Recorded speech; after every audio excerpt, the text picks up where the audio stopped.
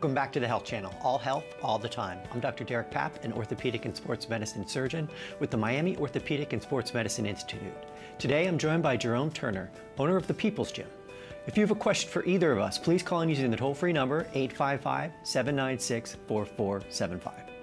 Jerome, before the break, we were talking a little bit about sugar. Tell me more about sugar and its benefits and its dangers. Okay, sugar cane is healthy for you. Sugar cane has potassium. Sugar cane doesn't spike your insulin as much because of the potassium.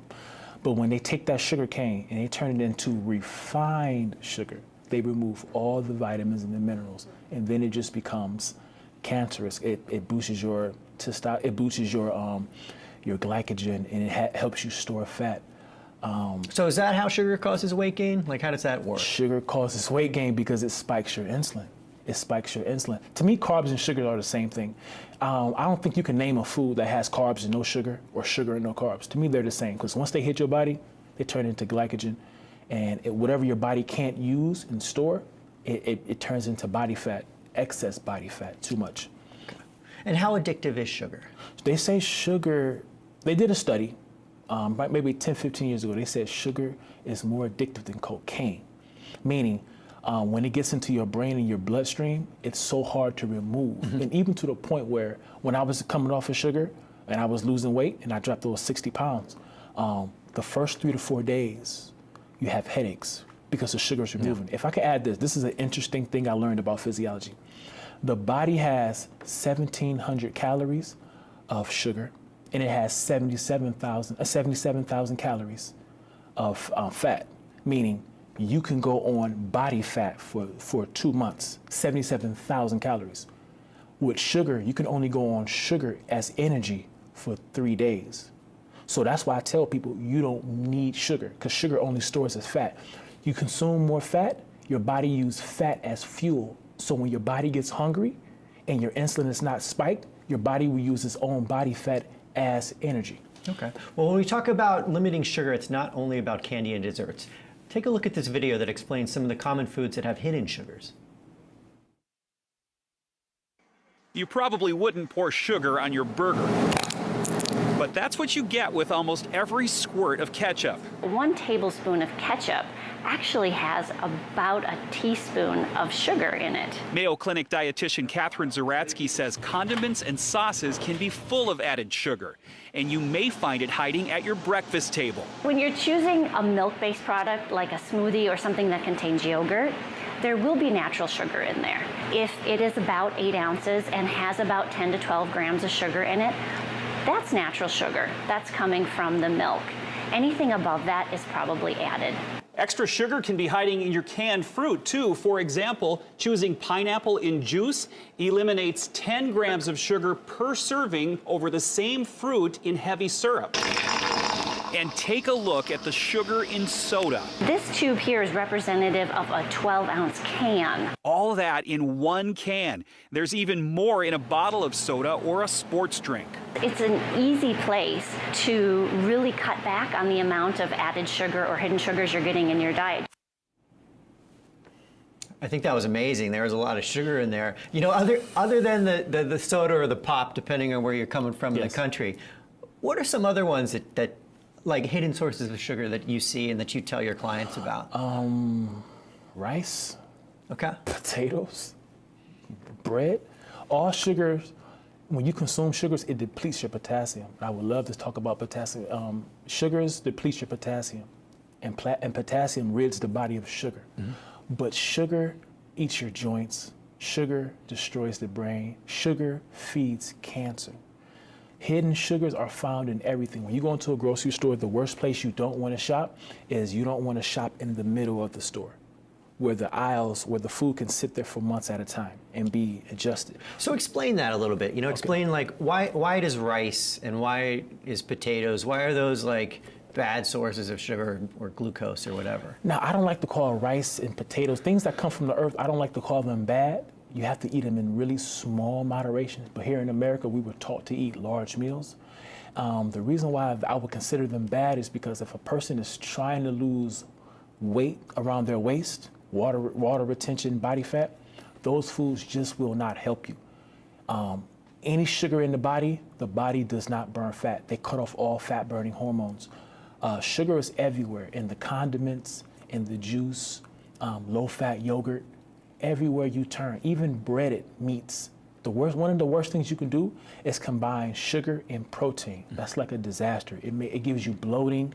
It just gives you all sorts of problems. So I know one of the things you want to talk about was the glycemic index. Can you take us through that and what matters? I mean, we do have a graphic that's going to show a few of these and give our viewers an idea of what it is. Okay, these are all different types of sugars. And just to add, I know fat is not a sugar, but the reason why I put fat on all this is because fat does not spike insulin. These are all, the higher you go, the more it spikes insulin. So they say 55 and below is where you typically want to be. That's standard procedure for like trying to stay away from diabetes. Okay. So they would have honey, lactose, fructose, but a few sugars that they have hidden is like dextrose. So people don't know that word, dextrose or sucrose. Well, I think that the cheat is that anything that says os is right? a sugar, right? Os or close, right? Yeah. It's a sugar. Honey, we know is natural when it comes from bees, but too much can spike your insulin, even a few teaspoons. Do you know that you can cut off your fat burning ability with only 20 grams of carbohydrates per day? Now, this is a true fact. The human body only needs 1 gram of sugar per day. That's 1 teaspoon. The average human in America consumes 31 teaspoons per day. So the person that's living right would only do 31 teaspoons in a month. This person is doing 31 teaspoons in a day.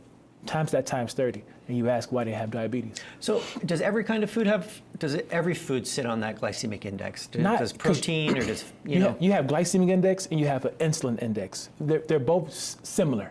They're both similar. Not too much is different. Bottom line, anything that's below 50 on both levels, on both the glycemic and the insulin, is what's going to help you stay healthy, stay away from diseases and sicknesses. You don't want to go above 50. So a lot of your fruits, if you look on the glycemic index or the insulin index, you'll see that steak, along with the fat connected to the steak, because fat lowers the insulin and lowers your glycemic. Steak is 55, and an apple is 75. So an apple is 75. That's how much it will spike your insulin over a piece of steak. No one would think that. Yeah.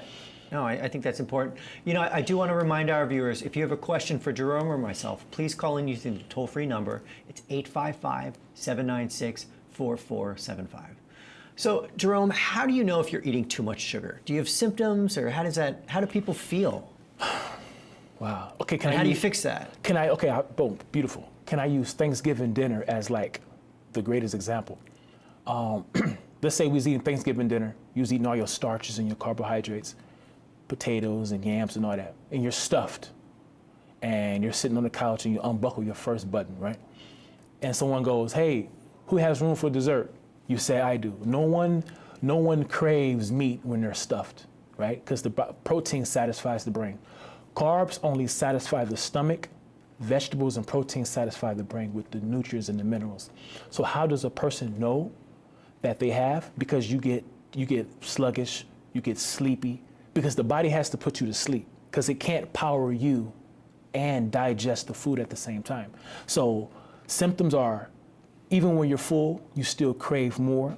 You feel lethargic. Your joints feel stiff because sugar goes to your joints, whether it's wrists, knees, ankles, back. These are different symptoms. It's hard for you to sleep. Headaches.